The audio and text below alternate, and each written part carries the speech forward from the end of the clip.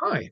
A film I was interested to see for a while, which suddenly turned up on Netflix very recently, is Capone, filmed under the name Fonzo.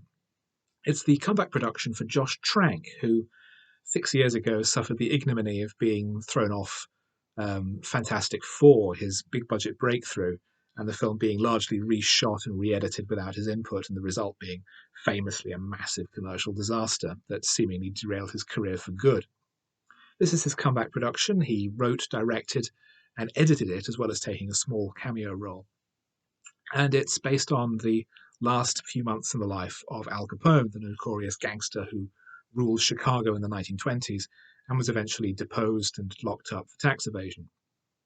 He was released in the late 30s when his health took to a very sharp decline, and it was discovered that he was suffered from neurosyphilis, having contracted the disease as a teenager. And as we see here, in his last few months, he is rapidly descending into dementia, aged only 40, aged only in his late 40s rather, and is holed up in a mansion in Florida with his family and close confidants around him as they try and make him comfortable, and the fractured fragments of his brain try to piece together his own past. The centerpiece of the film is, of course, the performance by Tom Hardy as Capone himself, or Fonzo as he was known to his friends. He hated being called Al, apparently. Um, it's very much a Tom Hardy performance, and there is a lot of prosthetics and there is a lot of incoherent growling. He's clearly not uh, uh, holding back anything in the performance.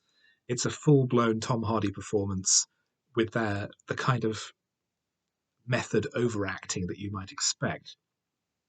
And as such, it's not a great piece of work, but you can tell that he's really trying. No one is not making an effort in this film, and Trank is really making an effort to re-establish himself as a trustworthy filmmaker, that he's not going to completely derail a production as he did with Fantastic Four. It's comparatively small scale. It takes place almost entirely in the mansion and its grounds, although there are flashback sequences as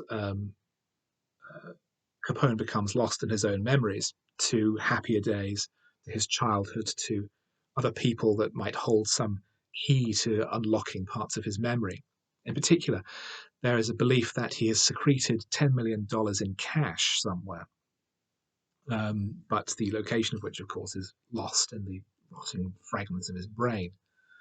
The FBI is still conducting surveillance on him, convinced that he might be shamming it in order to escape justice.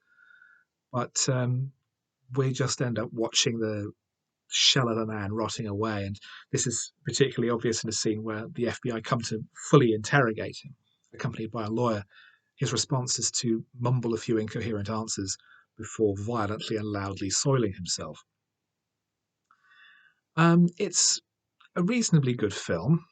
It doesn't do or say anything particularly original, although it's looking at a side of organized crime that is often overlooked. What does the king do after he no longer has a kingdom?